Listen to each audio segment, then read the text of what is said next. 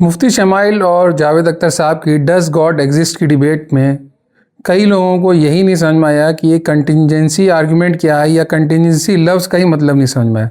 तो क्या आप उनको ये बात समझा सकते हैं? अस्सलाम वालेकुम वरहमतुल्लाहि वबरकातुहू। ये बहुत अच्छा सवाल पूछा है आपने कामिल भाई। तो यहाँ पे तीन चीज़ें समझने की ज़रूरत है। पहली चीज़ है कंटिजेंसी, दूसरी चीज़ है नेसेसरी बीइंग और तीसरी चीज़ है इन्फिनिट रिग्रेस।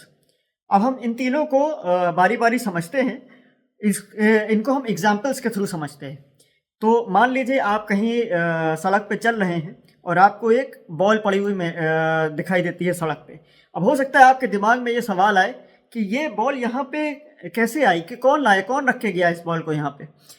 तो अब इसी बॉल को, जैसे आपका बॉल के बारे में ये सवाल था कि ये बॉल यहाँ पे कैसे आई, कौन लाया, कहाँ से आई, वैसे ही अगर ये बॉल बड़ी होती जाए और एक यूनिवर्स बन जाए तो भी सवाल यही होगा कि ये यूनिवर्स कहाँ से आया।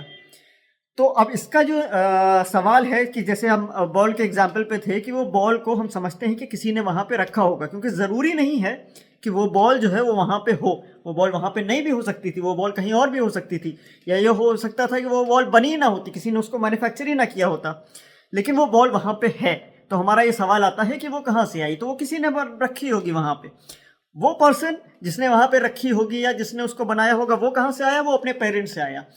उसके पेरेंट्स कहाँ से आए? उसके पेरेंट्स से आए। और ये हर चीज़ जो है, इसको अगर हम पीछे चलते चले जाएं तो हर चीज़ के पीछे कोई ना कोई कॉज है जिसकी वजह से वो वहाँ पे है।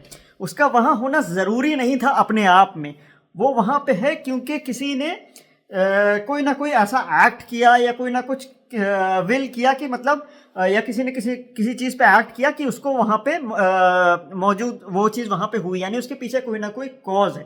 यानी वो अपनी एग्जिस्टेंस के लिए किसी ना किसी चीज़ पे डिपेंड है। इसी चीज़ को कहते हैं कि ये चीज़ कंटिंजेंट है।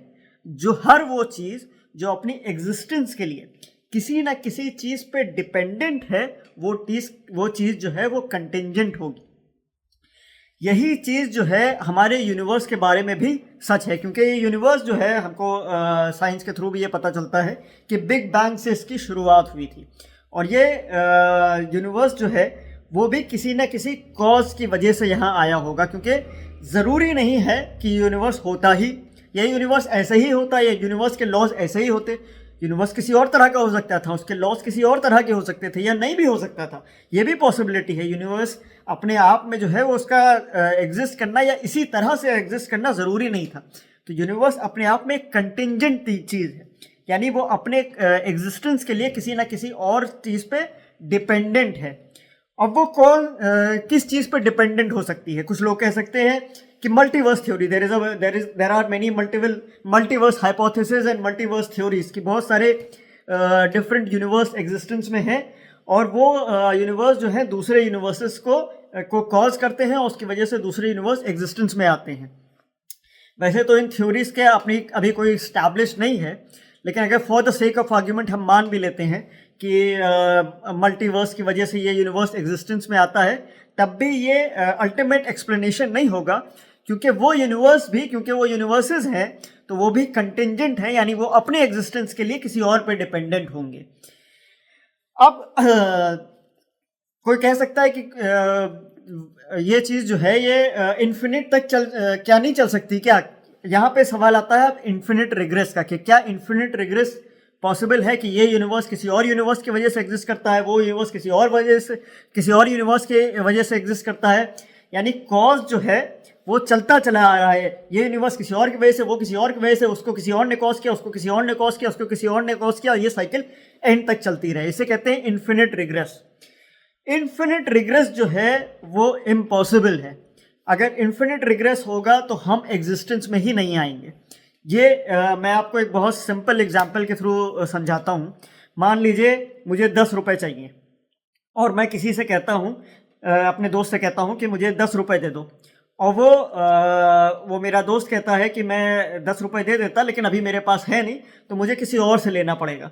और वो किसी और से मांगता है और उसके पास भी 10 रुपये नहीं है, वो कहता है मैं किसी और से लेके दूंगा, और वो किसी और से मांगता है और उसके पास भी नहीं है, वो किसी और से मांगता है, और मान लीजिए ये इन्फिनिट तक चलता रहता है मांगने वाली चीज़।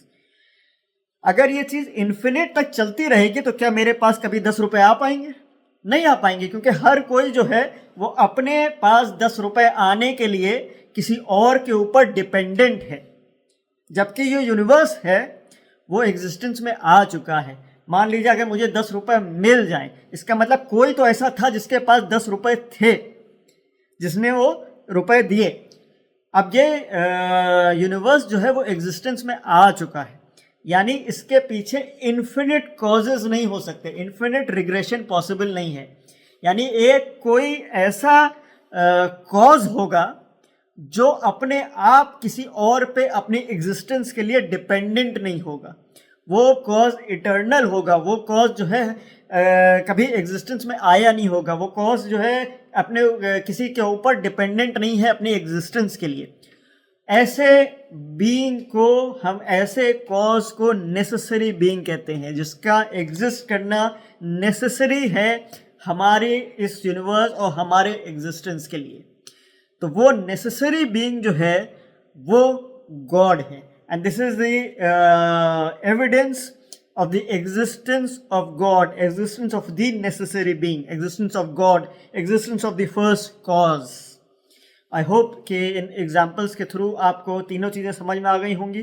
कंटिंजेंट जो अपनी एग्जिस्टेंस के लिए किसी और पर डिपेंडेंट है, इन्फिनिट रिग्रेशन जो कि इम्पॉसिबल चीज़ है, और नेसेसरी बीइंग जिसके जो बेसिकली जो फर्स्ट कॉज है जिसकी वजह से बाकी सब एग्जिस्टेंस में आया है, जो अपने एग्जिस्टेंस के लिए किसी और के ऊपर डिपेंडेंट नहीं। विद दिस आई होप कि ये जवाब आपको क्लियर होगा।